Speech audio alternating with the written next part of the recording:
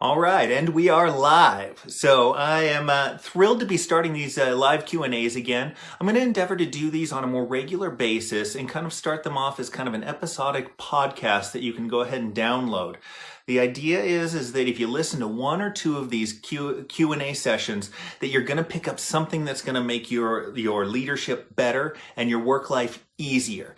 And that's an investment, 30 minutes, an hour, that's well worth it. So as I have people jumping on here, go ahead and ask your questions down in the comment section below, and I'll just kind of take them in order. But I want to start these out with some questions that I received offline, either through Facebook or through email. And so if you have those questions and you're seeing this and it's not live, go ahead and shoot them to me, direct message me through Facebook, or send me an email at cm@cameronmorsey.com, and I'll be sure to get them on another episode.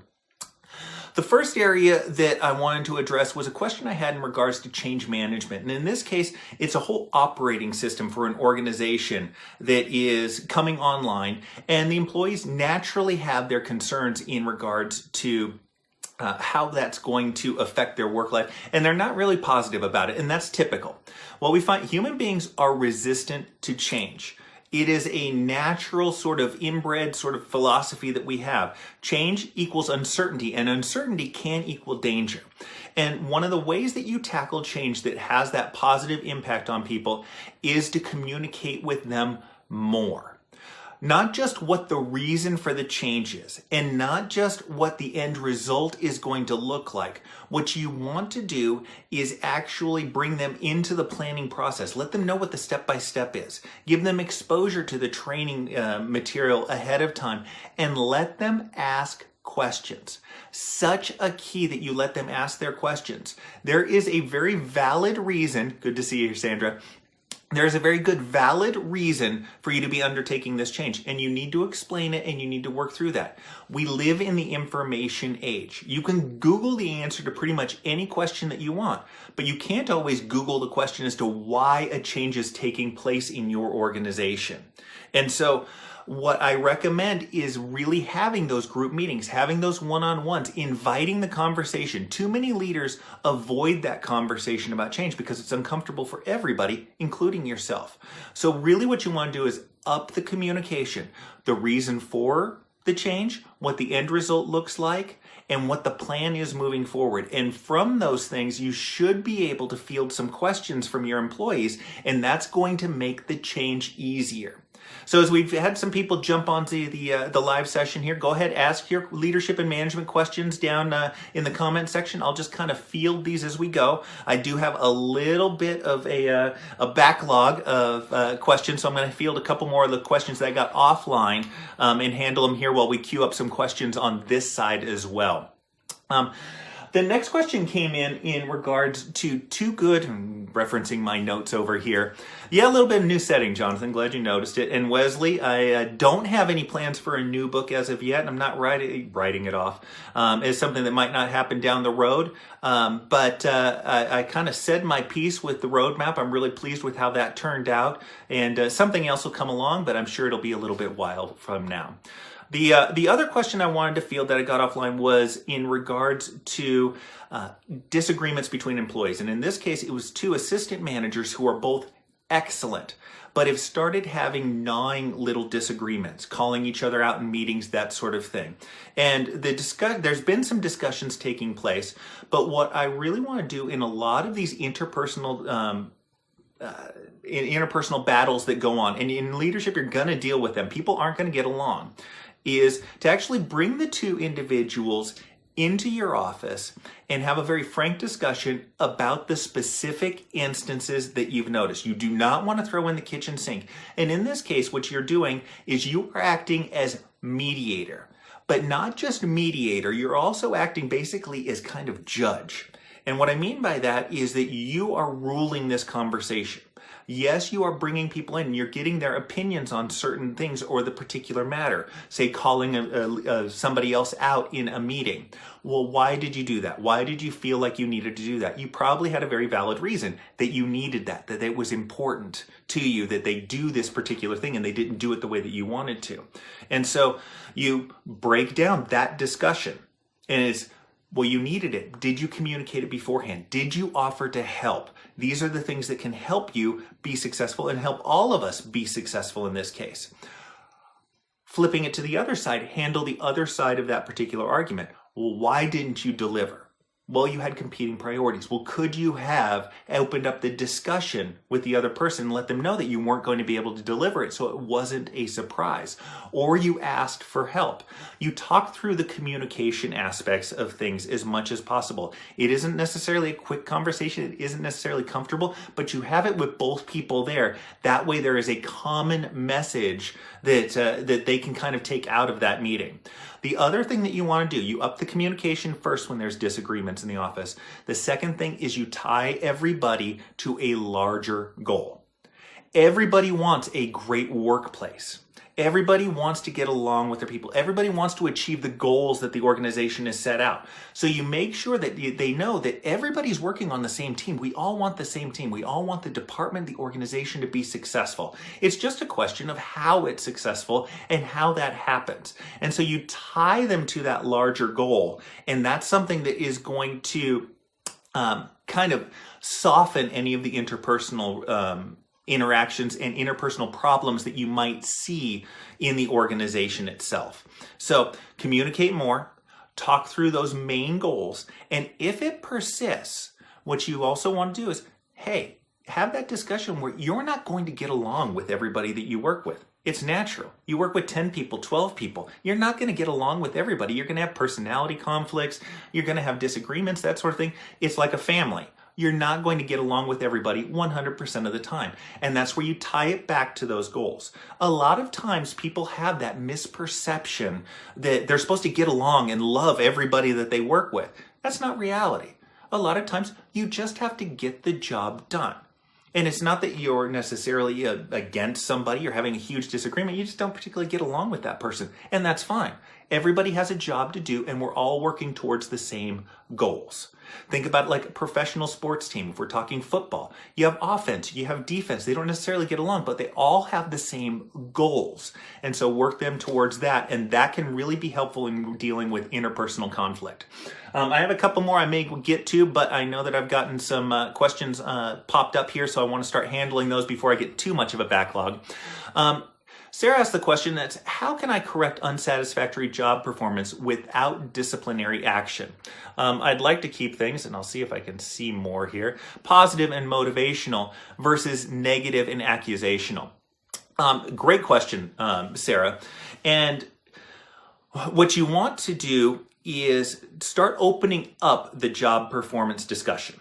Okay, this is one thing that I see a lot of in organizations and in leaders, is that the discussions you have in regards to negative performance are completely different than the discussions that you have in regards to positive performance. And that's what I mean by opening it up. So you want to start talking to them about positive things. What metric did they exceed?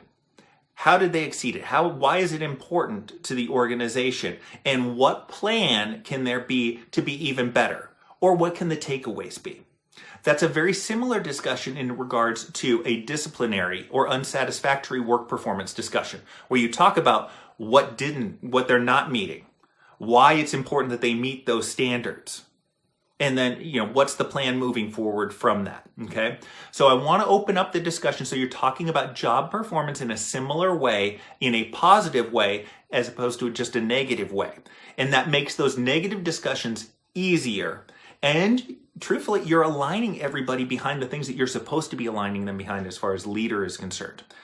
The other thing in regards to a disciplined discussion is that you need to be having that discussion and make sure that they know that it's not a you versus them, that you are working together as a team. Okay, and the actions and the plans that you put forward demonstrate that. So it isn't just, hey, I need you to be better at upselling a particular product, depending on what industry that you're in. Or I need your output as far as warehouse orders shipped to be better. You don't leave it as a blanket statement like that. It is, well, what can we do to improve those? Where are your challenges now? How can we come up with a plan to do that? And how can I help with that plan? When you, as the leader, are personally involved in somebody's improving performance, then there isn't a question as to whether you care. it becomes motivational and positive because the boss is spending time with you. And hopefully that's a good thing. But bosses and leaders don't spend time with people that they don't value. And so there's an inherent value that's built into that proposition. So A, talk more positive. Talk positive in regards to job performance, not just a pat on the back, hey, good job, that sort of thing. Really have the deeper discussion in regards to performance and improving that performance, even when it's good. We can all be better at things. And then the other thing is get personally involved with a plan in regards to that negative performance. And that's something that can really help you manage it. And if they start feeling defeated, you'll be there to be able to kind of twist that around to being a more positive thing. So great question. Love it to start out with, Sarah. Next one comes in from Sandra, and it's, what do you do about a colleague that does not pull their weight, but the boss doesn't do anything about it? I hesitate to say very common, but it's something that comes up all the time because it's painful. And so the times that it does come up, we always notice it. And what I really recommend in those particular instances is you try to call out, hey, we just got 3 orders here. You take one, I'll take one, Cameron will take one. So you try to work for as far as divvying it up. And I realize that this is something that your leader should be doing, and it's fine. You can step into those leadership roles if it is in a spirit of collaboration and teamwork. Everybody sees that. Hey, the orders all came in, let's divvy them up. It's difficult to get ahead of that and kind of pull back from that sort of thing. So try to work on a more team-related thing. I would not trust your boss to always be the one that's going to step in and make the person pull their weight. Too many leaders take kind of a hands-off approach, and if something doesn't bubble up, it's kind of like the squeaky wheel gets the grease. If something doesn't squeak, they're not going to address it. And so I don't recommend you go to the leader necessarily and call the person out, but perhaps you can recommend some of those things that divvy up the work. Hey, I was thinking about something. We always are really busy on Fridays. What if as the orders come in, we segment those out to individuals? Or if they're working on other projects, we clear off the morning of personal projects because the person is probably kind of stringing out their personal projects so that they don't have to do other work. We put a moratorium on those personal projects and we work on this. Try to find creative ways for addressing it from a leadership role. Yes, your boss and your manager should be addressing these things, but just because they aren't doesn't mean that you can't in your own way that doesn't step on anybody's toes and is something that kind of accomplishes what you're hoping to accomplish. It's difficult, and you are regularly, I'm here to tell everybody, you are regularly going to deal with people who aren't pulling their weight. All right. It's, again, human nature. You take the path of least resistance, and a lot of people do that in, I'll call it an unethical way. But try to work it from a teamwork aspect and look for those moments where you can start bringing that into the forefront. I don't recommend calling employees out on that because that's something that, or calling out colleagues on that because that's something that just kills the morale in the department. That's my recommendation on that. I hope that works for you. Missing a real one. Thanks, Lori. Appreciate that. Alex has a question. Been following your blog for a while and wanted to ask, what can I do if I'm in a professional limbo between 2 management levels? Tough spot. Yeah. I've been applying for a while in the hospitality industry for supervision and area management and have been told that I'm overqualified for supervision, and other times they're looking for experienced managers and someone. What can you recommend in these cases? So, Alex, what I recommend is, and you're going to hate it initially, but hopefully I can demonstrate it, and that is, what you want to do in these cases is anticipate and get creative with your resume and with your experience. What you control on your resume are the accomplishments that you have accomplished over your career. So a lot of people make the mistake in resumes of putting down what their responsibilities were. And so everybody out there that has a resume that is filled with responsibilities, I want you to get rid of half of those responsibilities that are on there. The reason is the hiring manager doesn't care what your responsibilities were because there has been a laundry list of people that had your position before then and had those same responsibilities. The question is, what did you do with those responsibilities, and why is what you accomplished in your role better than all of the other people that have had that role prior? Okay? So you get creative with those particular accomplishments, and you match those accomplishments and the responsibilities to the particular role that you're going for. This happens a lot when people are, another example for you, when people are applying for their first supervisor or management role. And they're, well, I don't have any experience being a supervisor or manager. And my question is always, well, have you trained anybody? Well, yeah, I've trained a few people. Have you done any special projects? Well, yeah, the manager gives me some special projects to do occasionally. Have you run a meeting? Have you been the lead on a meeting or been a lead on a part of a meeting? Well, yeah, I have. All of those things are management experience.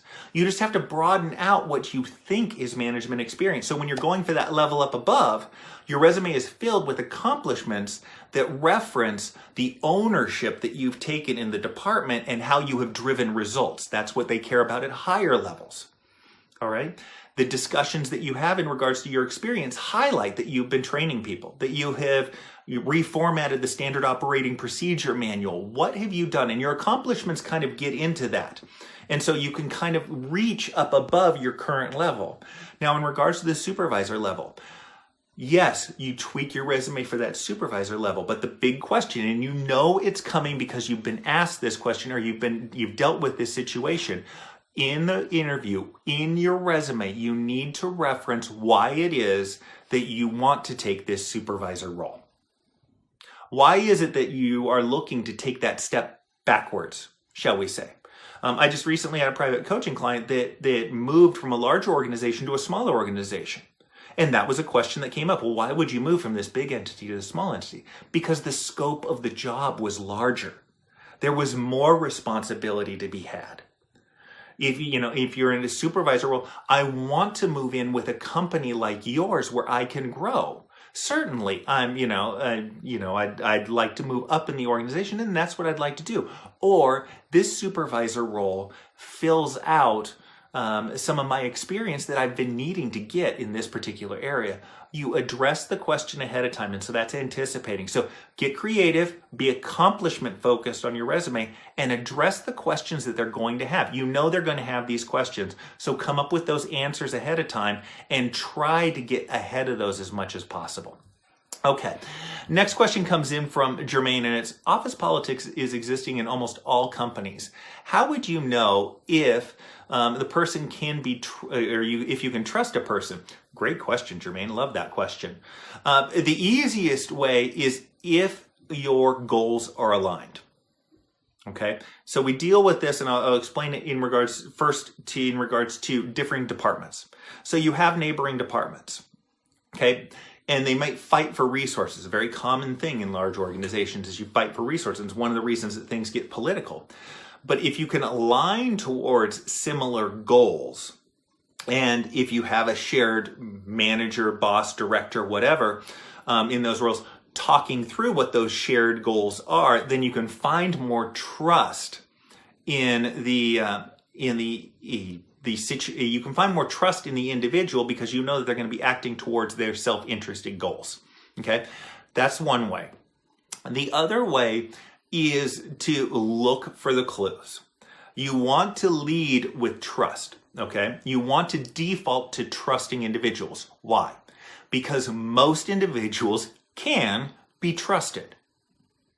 Simple fact. The vast majority of the people that you work with can be trusted. If they can't, you need to jettison that organization as quickly as possible. So you default from a position of trust, but you trust but verify. And that is, you look for those opportunities.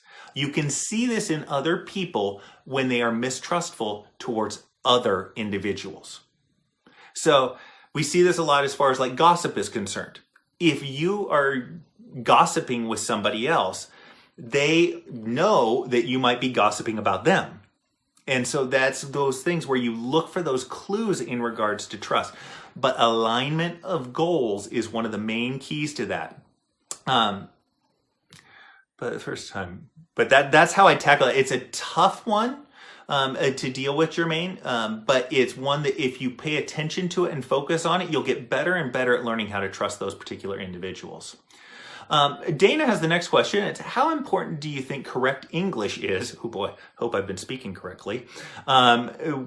In a person with whom you are looking at placing in a leadership role. That's a good one. That's a good one because that gets into some of the discussions that you'll have generationally. And I hate to open up the millennial topic, but that's one that you can run into where you have different verbiage between generations. It is a factor. Being able to communicate professionally is a factor, but it is not the only factor. And it would probably be a second or maybe second. Communication is a first tier issue to deal with. How they communicate is a second or third tier. So the question is do they get their points across? Can they communicate what they need to get done well? Can they get the message across? How they get the message across is less important than getting it across in the first place. So that's what I would really be focused on, is whether the message comes across or not. How, I'll just use an example that I just had right now. I just said across. For some reason, I can't say across. I can just say across. That's how it comes out with a T on the end of it for some reason. However, hopefully the messaging that I'm giving is coming through, even with some of those things. But as you have the texting generation that's, go what WTF or, SMH or something like that, there's going to be those natural kind of friction points. The question is, can they get across the message they're looking to get across? So I've caught up on some of these questions. So if you have a question, drop it down. I'll answer it pretty much in real time, no matter where you are in the globe. And in the meantime, I am going to mention some of the things that I needed to get to, some other questions that I had. And one of the things that came up actually this morning on a call I had with a client of mine was a bad leader that they had, an aggressive leader in this particular case. And what I want to tell you, and it kind of crystallized for me and for this person, that there are things that you can learn from any leader that you serve. And I mean bad leaders as well. And it isn't just, hey, these are things that I don't want to do. Yes, absolutely. Take those messages as well. But there's usually a reason that they have ascended to their particular position. And there are lessons to be learned on the positive side. In this case, it was about being a little bit more factual, being a little bit more forthright, being a little less emotional as far as her leadership was concerned. And that was a message and a lesson that could be learned from a bad leader. But I want you, if you have a bad leader, and a lot of us think we do, I want you to look for those positive lessons, not just what not to do. Hey, definitely take those away too. But what can you learn from them? What are one of the reasons that they ascended to their position? There's always a reason. And it can be that they play the political game really well. Okay, well, how do they play that game well? Because as mentioned earlier, politics are a part. You get more than 10 people together, you're going to have some sort of political wrangling that goes on in that sort of societal setup. And so it is a reality, and you can learn from that. But look for those opportunities. But it just kind of got called out to me that even bad leaders have positive things that you can learn from. Look for them. Don't just dismiss them because you dislike the leader. All right. Next question comes in from Shirag, and is, what should my game plan be when integrating into a workplace that is totally different than I have experience in? New country, new culture. Any points to focus on? Great question, Shirag, and congratulations on the new position. That sounds exciting. Anytime you move into a different environment, you're going to be uncomfortable. You're also going to grow. And so I'm thrilled for you in that respect. What I recommend in those cases, and I'm kind of reading over your question one more time, if you are in a position of authority, if you're moving into a manager role or something like that, I recommend, and it comes up on almost all of these live sessions, I recommend 5 questions that you ask every single employee. And if you're in a subordinate role, perhaps it's something that you ask your supervisors. If you have multiple supervisors, ask every single one of them. If you just have one manager, ask that manager. But these 5 questions: what do you see going right in the organization? What do you see going wrong in the organization? Where are there opportunities that we need to take advantage of? Where are the problems that need to be fixed? And how can I help you do your job better? Okay? I'm going to repeat those because they are critical. If you are a leader out there and you haven't asked your team these questions, do it. And I guarantee that you're going to learn something about the operation and about the employees. These things are huge. All right? So, what do you see going right in the organization? What do you see going wrong in the organization? Where are there opportunities that we need to take advantage of? Where are the problems we need to fix? And how can I help you do your job better? All right, you ask those questions and that'll be huge as far as bringing you up to speed. These are really awesome as far as stepping into a new role where you can gain some new perspective and gain some understanding of the operation. You ask as many people as possible those 5 questions and you will be up to speed as quickly as possible. And you'll also find out what your next steps should be in that new role without having to guess at these things. Ask the people that are on the ground and you're going to be able to get that information. But that's my big recommendation, Shrug, is ask those questions of as many people as humanly possible. And that'll give you all the information that you need as far as integrating yourself into that new workplace. And again, congratulations. I want to scroll down here. So Jonathan's got our next question. Is the ability to interview for leadership positions more important than the ability to be a leader? No. That's the quick question. Don't get me wrong. There's plenty of people that get leadership roles because they're great interviewers that shouldn't have them. I've had a particular leader that was amazing. He could quote to you every leadership book that was out there and give you all of the right answers and followed through on absolutely none of it. I know he was a great viewee in those questions. Now, that being said, most of us have a difficult time talking about our accomplishments. And so in those particular interviews, to overcome that, what I talk about is put the accomplishments on your resume. Then you don't have to brag. It's just there in black and white for them to talk about. And it helps you set a positive tone for the meeting by talking about all the great things that you've done, which means if you've got a history of that, you're more likely to be able to accomplish those great things in the future. But no, the ability to lead always comes out in the wash. Those that are great at interviewing but aren't great at fulfilling their leadership responsibilities eventually get capped out because you can only fool so many people.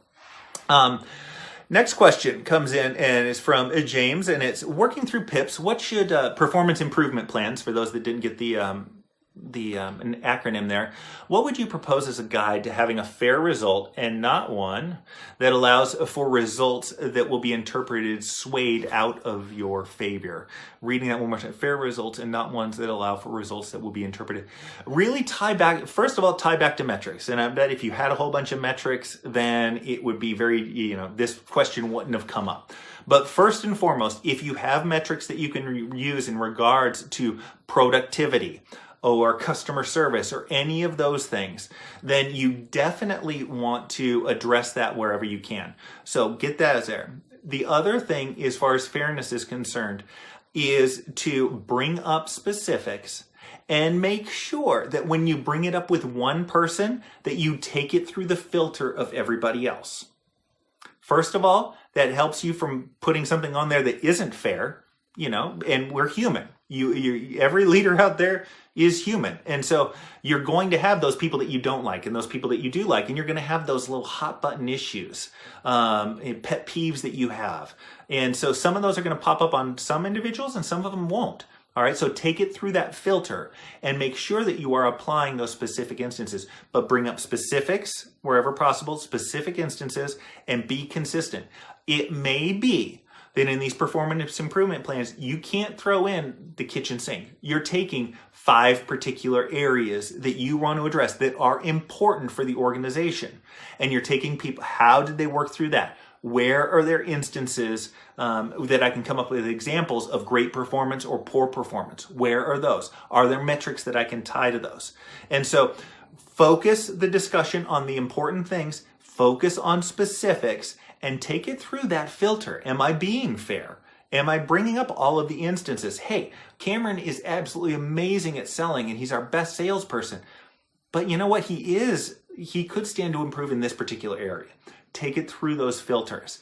It's difficult, but when you do that, when you have that background where you know that you were fair, where you know that you did right, where you know you spent the extra energy, it's easier for you to come across as genuine.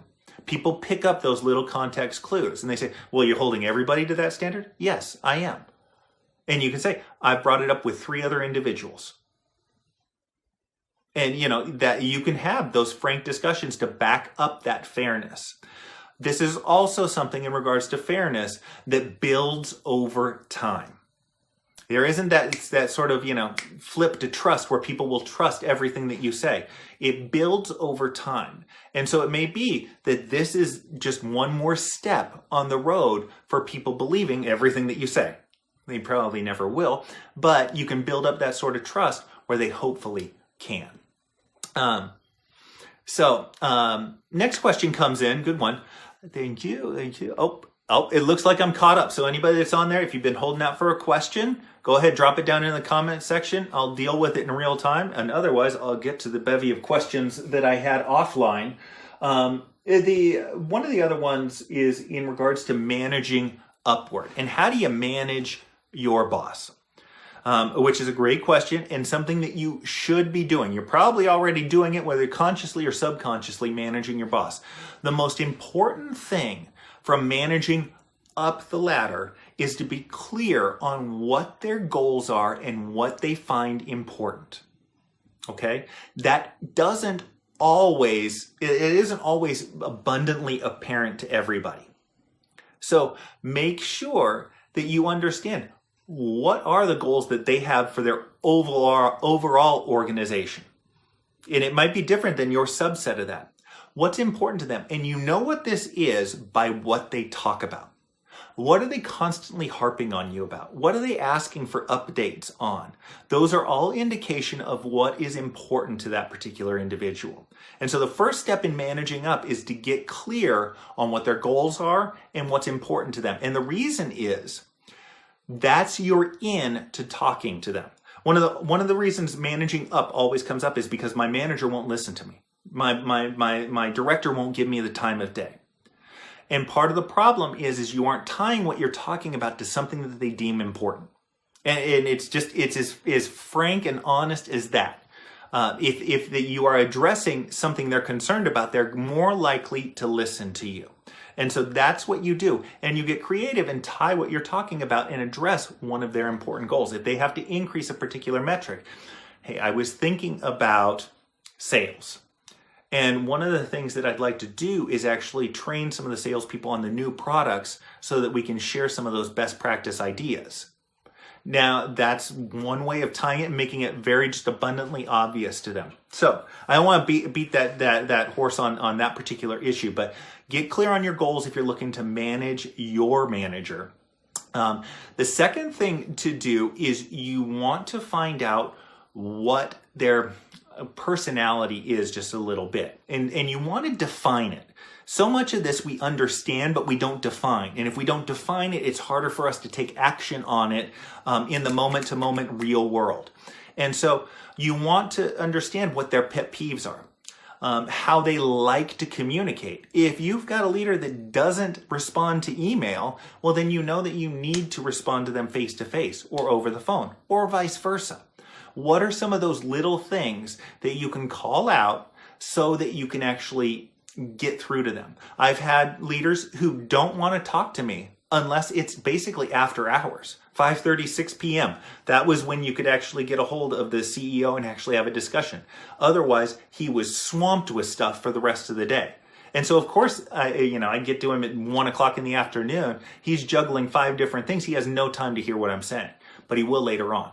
So look for those opportunities, those personality quirks, and those preferences that your boss has, and that'll help you manage that relationship. So goals and preferences, those are the things that are going to carry you through and help you get your points across from a management perspective. Christy asks a very good question, I can tell by kind of scanning it there, and that is, what verbiage do you recommend when terminating an employee's employment? It's just... The discussion in regards to terminating employees, it should be a very quick discussion. It should be very matter of fact. Preferably, you have had a lot of discussions prior in regards to the specific infraction.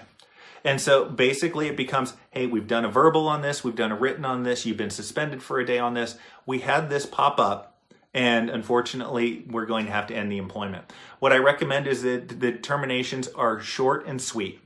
Give the reason for it, give the specific example of why it's taking place, give them what the next steps are, have them sign the paperwork and walk them out. Usually firing an employee doesn't take more than 10 minutes. Because it should be a foregone conclusion. It's not like they're going to talk their way out of it and be rehired. So it's done and over, and so you can go from that firm sort of stance on things.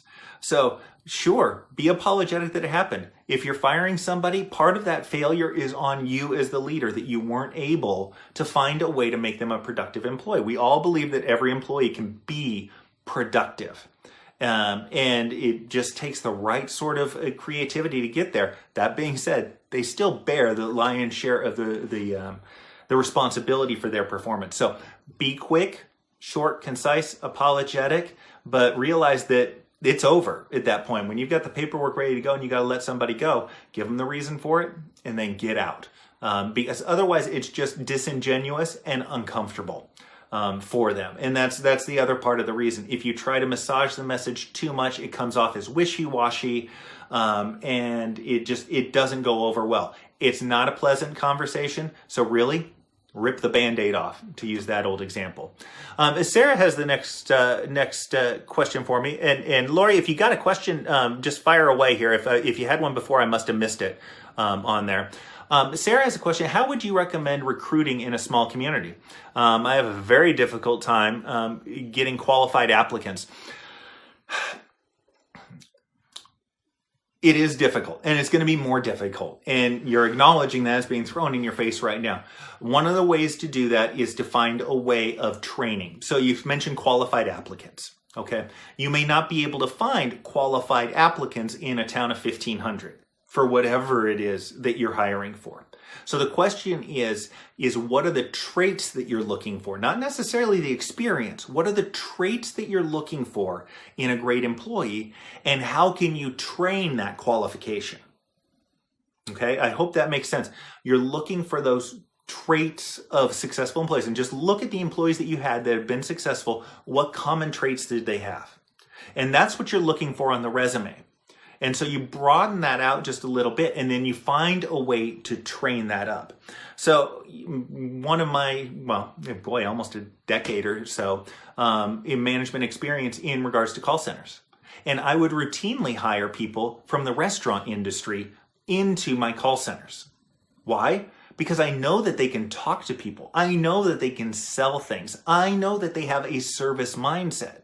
And so, yeah, none of them had worked in a call center before, but I knew I could train them on the particulars of that because they had the right traits in that background. So broaden that out just a little bit, Sarah. I hope that helps.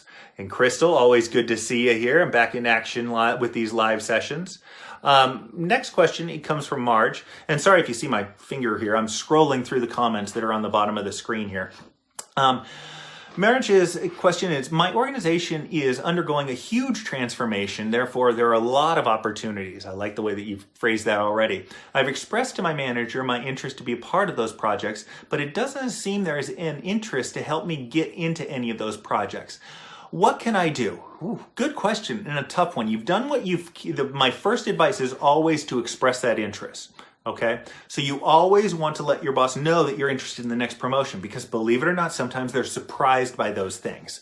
So you've expressed your interest. Now, what you can also do is if it's a huge change that's going on, you can go ahead and express interest to other people on particular projects. Okay, other managers that are in a peer relationship with your manager or in a superior role, and express your interest. And what you do to not step on your manager's toes on that is to say, hey, just so you know, I talked to Cameron about this particular project and expressed interest. I just wanted to let you know, you and I talked about me maybe taking on a role, and I just wanted you to know that I talked to them about this. And so that usually mitigates any of that, but go directly to the person if possible. If not, if you're not comfortable with that, then go back to your manager with more specifics. One of the reasons that your boss could be a little bit hesitant with it is because they don't really know what the direction is. There's 10 different projects. They don't know what you're interested in, what you might be perfectly suited for. So isolate it down for them. Hey, just so you know, I was looking at this project and this project, and I think it'd be a really good fit, and it's something that really interests me. What do you think are my next steps? Okay, and you'll notice my last question there. What do you think are my next steps? What you've also done with that is you've taken the responsibility for action away from them and put it onto yourself. The other reason that your boss might be resistant is because they just don't have time to deal with it. They don't have time for that 30-second conversation that they should, don't get me wrong, that they should, but they just don't feel like they have time for it. So take the work off of their plate and put it on your own. Those are a few ways that hopefully you can grab that, but great, and I hope you grab one of those opportunities, Marge. That'd be fantastic. Crystal, with her question for today is, what tip would you recommend for someone who won't own their behaviors, even with multiple write-ups? Good one. So with these write-ups, I am assuming that you are getting specific. What often happens when people get defensive is they try to give their get out of jail free card. Okay. And what I want you to try to do is keep asking them questions. Okay. So, I've noticed that you are not, I'll keep using upselling as an example since I've used it so much today. I noticed that you're not upselling with this. Well, not everybody feel, you get that sense from people that they don't feel like that. Well, what is that sense that you're getting from them? Well, they just aren't interested. They're looking to get in and get out, and that's what they really want. Well, why don't you think that they would be interested in having an upsell after that? Well, because I this and this and this. And you just keep asking them questions. You don't let them off the hook. All right, and maybe you've done that, Crystal, but in a lot of cases, the leader just gets tired of asking the same questions over and over again. You've presented them with 3 specifics, and if you haven't presented them with specific examples of behavior, then that's the first step to take. But knowing you and assuming that you have those specifics in place, you want to just keep asking them questions. Make it uncomfortable for them. Ask them a question and be silent until they answer it. All right, and if you keep asking those questions until they jump on board with something, then you'll eventually get to something where you can come up with a concrete plan. Okay, that's the other thing to do. So if you can't get them to own that behavior, you can at least get them to try to own the plan for addressing this. All right, so, whatever. You don't feel like you did this particular plan. Well, what I need you to do is this. Now, what do you see as a problem with you doing this plan? Or where can I help you accomplish this particular plan? And so you get involved, and again, you're asking them questions. All right? When you're asking them those questions and forcing them to answer, what you're doing is you're creating buy-in. In a more sinister way, you're painting them into a corner where you can use their own words against them in the next write-up. Hey, we talked about you doing this. We talked about why you couldn't do it. We overcame those objections. I followed up with you to help you out because you said that was a way that I could help you, and we still didn't do it. And so that's one of those ways, is painting them into that corner. So great question. Hope those a couple of those that you can put into place, and I think those might help you get them to own that behavior just a little bit more. And it's good to see you here, Sharon. I know it is very bright and early over there in New Zealand. Man, maybe you should turn over and sleep. You can catch this on replay, Yes, thanks, Lori. Next question that I have, and I want to take one of the ones that I have from offline, and I'm almost through these, and that is in regards to procrastination and people that have problems with procrastination. One of the advices, speaking of speaking correct grammar, the advice that I often give on that is you look for just one simple thing that you can do. All right, so you may have a project that you're putting off that isn't due until next week. And you can see that you're going to put it off and then actually kill yourself at the end. All right, and you don't want to procrastinate on that thing, but you find that you do. The question is what is the simplest thing that you can do to take a step forward in it? Just one step. Don't worry about all of the other steps. What is one thing? So for everybody who's procrastinating on something out there, I am included, and I know every single person watching this is procrastinating on something because it's just what we do. What is one simple thing that you can do right now? It can be sending out an email. It could be scheduling a meeting. It could be formatting a report. It could be opening up a document and labeling it the correct way. What is one thing that you can do? And what you do is, over time, that builds momentum. Once you've done one thing, it's easier to do the next. And so that builds that sort of momentum. And in the worst case, if you do wait till next week to finish off whatever is due on Friday, you'll have a little bit less to do. And in a lot of those cases, when you send out an email or when you schedule a meeting, that becomes the impetus to overcome a larger hurdle and create even more momentum. Action begets action. So what is the smallest thing that you can do in regards to this procrastinated project or task that you have? And that'll at least get the ball rolling. But that's one of the big things in regards to procrastination I deal with. Pretty much caught up on questions here. So if you have any questions, you've been holding off on anything, drop down into the comments. I'll answer it almost in real time after I deal with Trista's. And that is, setting a culture in my team has been a challenge. They rally together and almost bond over, I love that, over complaints, especially over others' work. What do you suggest to not only lean away from this behavior, but to affirm that it is unacceptable? So, a couple of things that jump out at me. Complaining is fine, I want to say. However, when you come with a complaint, I also want you to come up with what would you like to see done in regards to that. And what that does is that gets you off of wallowing in complaining, and you see it spiral. It's like a little positive feedback loop right down the drain as far as people getting together and complaining. But break that cycle by saying, well, what would you like to see done? Well, you don't like Cameron's, work in this particular case. I think Cameron's working actually okay in that. What could we do, or what would you like to see done in that particular case? We're holding Cameron to this standard, and we're holding everybody to that standard. Would you like to see the standard raised? What would you like? So you're working it into action and into something positive and cumulative for the group. And you can tell them, hey, you know what? It's natural for everybody to complain, but I want you, when you complain, I also want you thinking, well, what would you like to see done? And it may be that that opens up the communication. A lot of times when employees complain about other employees, or when you complain about, say, another department and how easy the marketing department has it, for instance, it comes from a position of lack of understanding. So open up that discussion. Okay, I don't think Cameron's doing a thing. He hasn't helped with this at all. Well, no, that's because he's juggling 3 other projects, and he hasn't even told you about them because he's so busy working on them. Bring in those discussions. Most issues, most complaints are unfounded on a certain level that could be conquered with that extra level of understanding. The other thing that I'd look to do in this case, because I'm looking to build off of the whole bonding together thing, is coming up with task forces. So just like you might be addressing somebody in an individual state, and just like they might be complaining to individuals, it sounds like they're also kind of complaining as groups.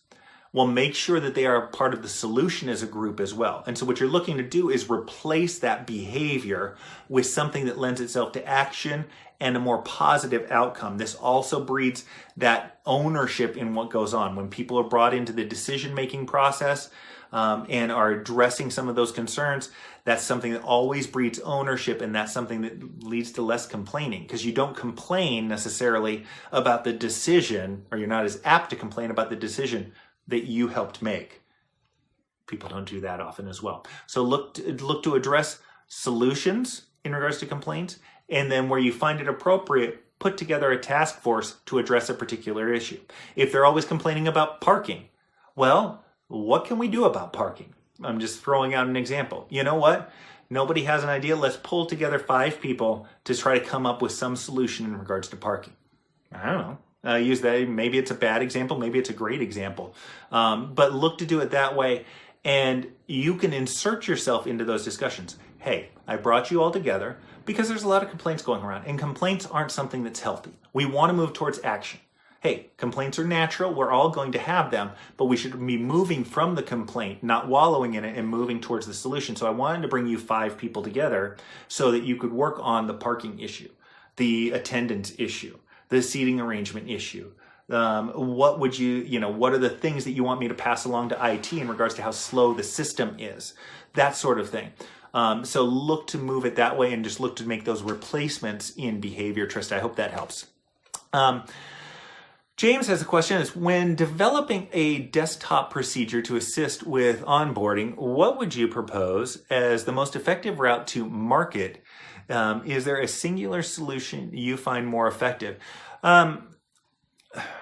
To assist with onboarding, the most effective route to market, is there a single solution you find more effective? James, it's almost sounding more of an entrepreneurial question as opposed to a leadership question, but I'll kind of give you my take on it, and it's something that people can kind of meld into their own workplace, and that is, be clear on that you have brought the customer into the process, and that the process is as flexible as possible for the customer. For leaders, bring employees into the decision-making process of the organization. Feed them information on the organization. You're going to get better feedback, and it's going to be able to tailor your decision-making to address your employee as well as your customer as well. So James, I'd bring customers into it as much as humanly possible, and then look for that flexibility. Where most systems die is in the adjustment to all of the different procedures that are out there. And that's where, I've implemented dozens of systems over the course of my career. And that's always where they fail, is in the flexibility to address my company's specific needs. So look for that flexibility. And the way you find that is bringing the customers into it. Or in the case of leadership, it's bringing your employees into the decision-making process. All right, so I'm going to kind of give one last shout out for any questions. If anybody has anything, I'll handle it in real time.